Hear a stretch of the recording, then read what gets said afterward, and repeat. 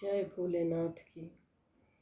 ये शिव महापुराण कथा सुनने मात्र से भक्ति का उदय होता है। ये पृथ्वी पे शिव महापुराण कथा जैसा कोई नहीं है। शिव महापुराण बहुत ही शक्तिशाली है। सुनने मात्र से सारे कष्ट दूर हो जाते हैं।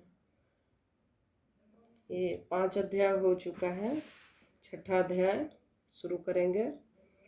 प्रेम पूर्वक आप लोग सुनिए। पढ़ नहीं पाते हम लोग तो कथा YouTube के माध्यम से सुन सकते हैं।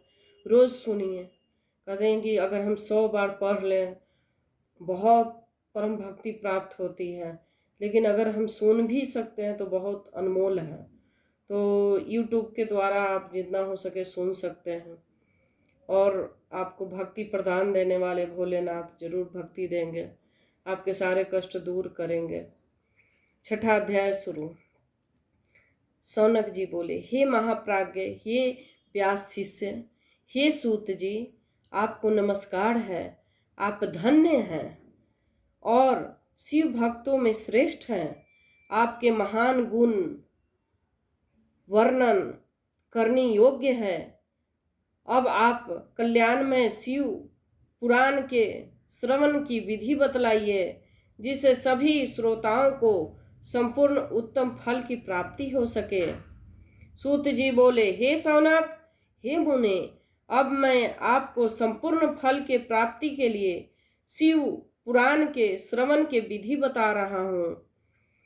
सर्वप्रथम किसी ज्योतिष को बुलाकर दान मान से संतुष्ट करके अपने सहयोगी लोगों के साथ बैठकर बिना किसी विघ्न बाधा के कथा की समाप्ति होने तक उद्देश्य से शुद्ध मुहूर्त का अनुसंधान करें। तदंतर प्रयत्न पूर्वक देश देश में स्थान स्थान पर यह शुभ संदेश भेजें कि हमारे यहाँ शिव पुराण की कथा होने वाली है। अपने कल्याण की इच्छा रखने वाले लोगों के इसे सुनने के लिए अवश्य पधारना चाहिए। कुछ लोग भगवान श्री हरि के कथा बहुत दूर पर गए हैं। कितने ही स्त्री शूद्र आदि भगवान शंकर की कथा कीर्तन से वंचित रहते हैं। उन सबको भी सूचना हो जाए, ऐसा प्रबंध करना चाहिए। देश देश में जो भगवान शिव के भक्त हों तथा शिव कथा के कीर्तन और श्रवण के लिए उत्सुक हो, उन सबको आदर पूर्वक बुलवाना चाहिए। उन्हें कहलाना चाहिए, यहाँ सत्पुरुषों की आनंद देने वाले समाज तथा अद्भुत उत्सव होगा, जिसमें शिव महापुराण का पारायण होगा। शिव महापुराण की रसमयी कथा श्रवण करने हेतु आप लोग प्रेम पूर्वक शीघ्र पधारने की कृपा करें। यदि समय का अभाव हो तो प्रेम पूर्वक एक दिन के लिए भी आइए। आपको निश्चय ही आना चाहिए, क्योंकि इस कथा में क्षण भर के लिए बैठने का सौभाग्य भी दुर्लभ है। इस प्रकार विनय और प्रसन्नता पूर्वक श्रोताओं को निमंत्रण देना चाहिए और आए हुए लोगों को सब प्रकार से आदर सत्कार करना चाहिए। शिव मंदिर में, तीर्थ में, वन प्रांत में अथवा घर में शिव पुराण की कथा सुनने के लिए उत्तम स्थान का निर्माण करना चाहिए। कथा भूमि को लीप कर शोधन करना चाहिए, यानी शुद्ध करना चाहिए। धातु आदि उस स्थान को सुशोभित करना चाहिए। महोत्सव के साथ साथ अद्भुत तथा सुंदर व्यवस्था कर लेनी चाहिए। कथा के लिए अनुपयोगी घर में साज सामान को हटाकर घर में किसी एकांत कोने में सुरक्षित रख देना चाहिए। केले के खंभों को सुशोभित एक ऊंचा कथा मंडप तैयार कराएं। उसे सबको फल पुष्प आदि तथा सुंदर चंदों वे की अलंकृत करें और चारों ओर ध्वजा पताका लगाकर तरह तरह के सामानों का सजाकर सुंदर शोभा संपन्न बना दें। भगवान शिव के प्रति सब प्रकार के उत्तम भक्ति करनी चाहिए, क्योंकि वही सब तरह के आनंद विधान करने वाले हैं। परमात्मा भगवान शंकर के लिए दिव्य आसन का निर्माण करना चाहिए तथा कथावाचक के लिए भी एक ऐसा दिव्य आसन बनाना चाहिए जो उनके लिए सुखद हो सके। हे मुने, नियम पूर्वक कथा सुनने वाले श्रोताओं के लिए भी यथा योग्य सुंदर स्थानों की व्यवस्था करना चाहिए। अन्य लोगों को भी सामान्य रूप से ही स्थान बनाना चाहिए। हे शौनक जी, विवाहोत्सव में जैसी उल्लासपूर्ण मन स्थिति होती है, वैसे ही इस कथा उत्सव भी रखनी चाहिए। सब प्रकार की दूसरी लौकिक चिंताओं को भूल जाना चाहिए। वक्ता उस प्रकार की ओर से मुख करके, श्रोतागण दिव्य दिशा की ओर मुख करके पालथी लगाकर बैठे। इस विषय में कोई विरोध नहीं है। पूजक के बीच पूर्व दिशा रहे अथवा वक्ता के सम्मुख श्रोताओं के मुख रहे, ऐसा कहा गया है। पौराणिक वक्त व्यासान पर जब तक विराजमान रहे, तब तक प्रसंग समाप्ति पूर्व किसी को नमस्कार नहीं करना चाहिए। कथा हो रही है तो किसी को नमस्कार नहीं करना चाहिए। पुराण का विद्वान वक्ता चाहे बालक, युवा, वृद्ध, दरिद्र अथवा दुर्बल जैसा भी हो, पुण्य चाहने वालों के लिए सदा वंदनीय और पूजनीय होता है।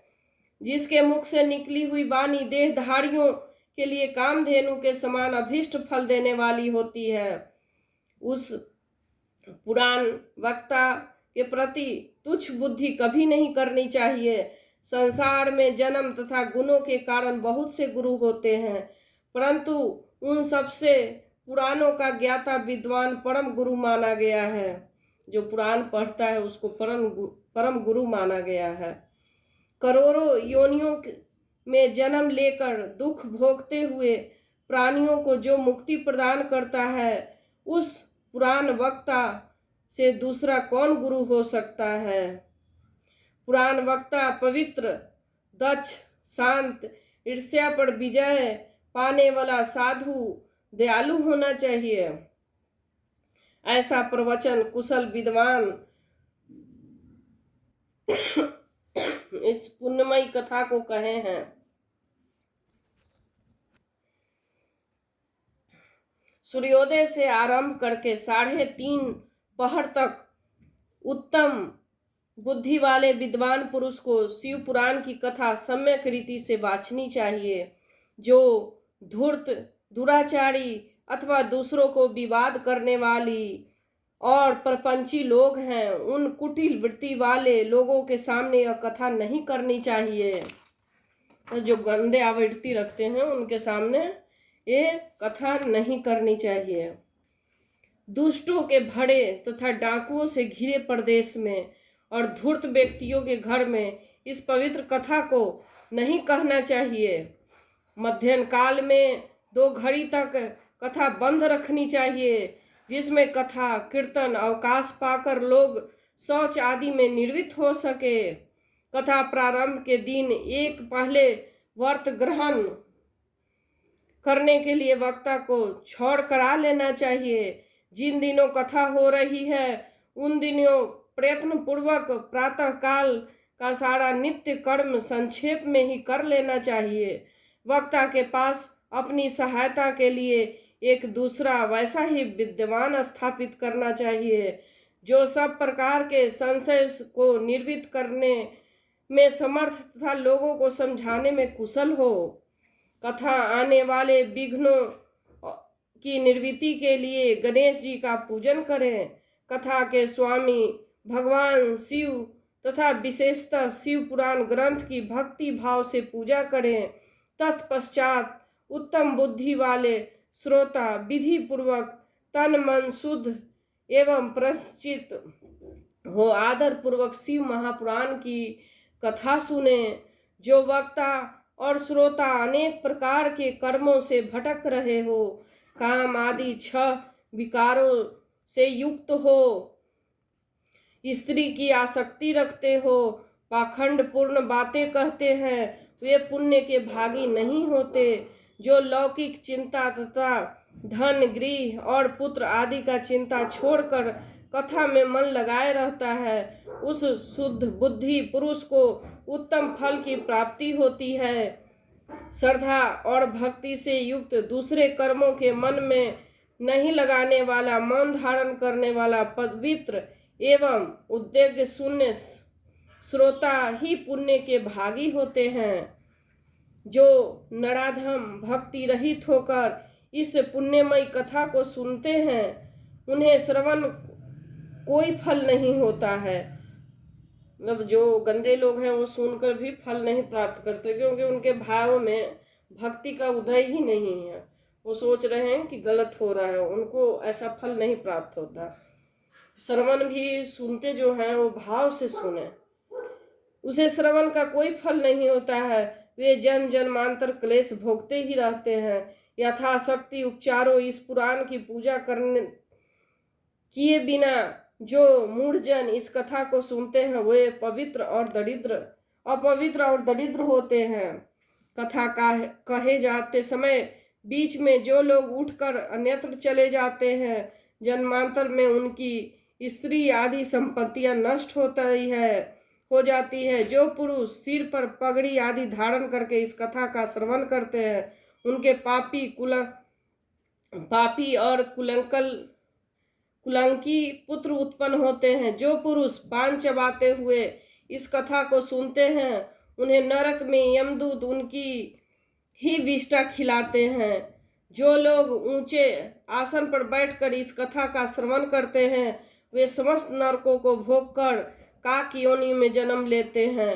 जो लोग वीरा आसन आदि में बैठकर इस शुभ कथा को सुनते हैं, वे अनेक नरकों को भोगकर विष वृक्ष के जन्म पाते हैं। कथा सुनाने वाले पौराणिक को अच्छी प्रकार प्रणाम किए बिना जो लोग कथा सुनते हैं, वे सभी नरक को भोगकर अर्जुन वृक्ष बनते हैं। रोग युक्त न होने पर भी जो लोग लेटकर यह कथा सुनते हैं, वह सभी नरकों को भोगकर अंत में अजगर आदि योनियों में जन्म लेते हैं। वक्ता के समान ऊंचाई वाले आसन पे बैठकर जो इस कथा का श्रवण करते हैं, उन नारकीय लोगों को गुरु सैया पर शयन करने जैसा पाप लगता है। जो इस पवित्र कथा तथा वक्ता की निंदा करते हैं, वे 100 जन्मों तक दुख भोगकर कुत्ते को जन्म पाते हैं। कथा होते ही बीच में जो गंदी बातें बोलते हैं, वे घोर नरक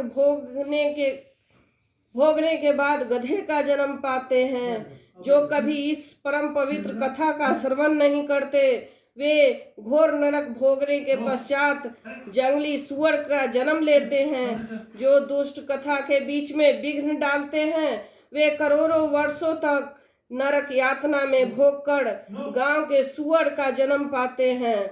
इसका विचार करके शुद्ध और प्रेम पूर्वक चित्त से बुद्धिमान श्रोता को वक्ता के प्रति भक्ति भाव रखकर कथा श्रवण प्रयत्न करना चाहिए, कथा सुनना चाहिए। सबसे पहले कथा के विघ्नों का नाश करने हेतु तो गणेश जी का पूजा करना चाहिए। अपने नित्य कर्म को संक्षेप में संपन्न करके प्रायश्चित करना चाहिए। नवग्रह और सर्वतोभद्र देवताओं का पूजन करके शिव पूजा की बताई गई विधि से शिव महापुराण की पुस्तक का अर्चना करना चाहिए। पूजन के अंत में विनम्र होकर बड़ी भक्ति के साथ दोनों हाथ जोड़कर साक्षात शिव रूपनी पुस्तक की इस प्रकार स्तुति करनी चाहिए। श्री शिव पुराण के रूप में आप प्रत्यक्ष सदाशिव हैं। हमने कथा सुनने के लिए आपको अंगीकार किया है। आप हम पर प्रसन्न हो। मेरा जो मनोवांछित हो उसे आप कृपा पूर्वक संपन्न करें। मेरा यह कथा श्रवण निर्विघ्न रूप से सुसंपन्न हो। कर्म रूपी ग्रह से ग्रह शरीर वाले मुझ दीन का आप संसार सागर से उद्धार कीजिए। हे शंकर, मैं आपका दास हूँ। इस प्रकार साक्षात शिव स्वरूप इस शिव पुराण की दीनता पूर्वक स्तुति करके वक्ता की पूजा आरंभ करनी चाहिए। शिव पूजा की बताई गई विधि से पुष्प, वस्त्र, अलंकार, धूप, दीप से वक्ता की पूजा करे। तदंतर शुद्ध चित्त से उनके सामने नियम ग्रह और कथा समाप्त प्रयत्न यथाशक्ति उसका प्रयत्न पूर्वक पालन करे। तत्पश्चात कथावाचक व्यास की प्रार्थना करे, हे व्यास जी के समान ज्ञानी श्रेष्ठ शिव शास्त्र के ममड़ ब्राह्मण देवता, आप इस कथा के प्रकाश से मेरे अंधकार को दूर करे। भक्ति पूर्वक 5 करके एक ब्राह्मण का वरण करे और उनके द्वारा शिव पंचाक्षर मंत्र नमः शिवाय का जप कराएं। हे मुने, इस प्रकार मैंने भक्त श्रोता द्वारा भक्ति पूर्वक कथा श्रवण की उत्तम विधि आपको बता दी। आप और क्या सुनना चाहते हैं? बोलो 6ठ अध्याय समाप्त। जय भोलेनाथ की।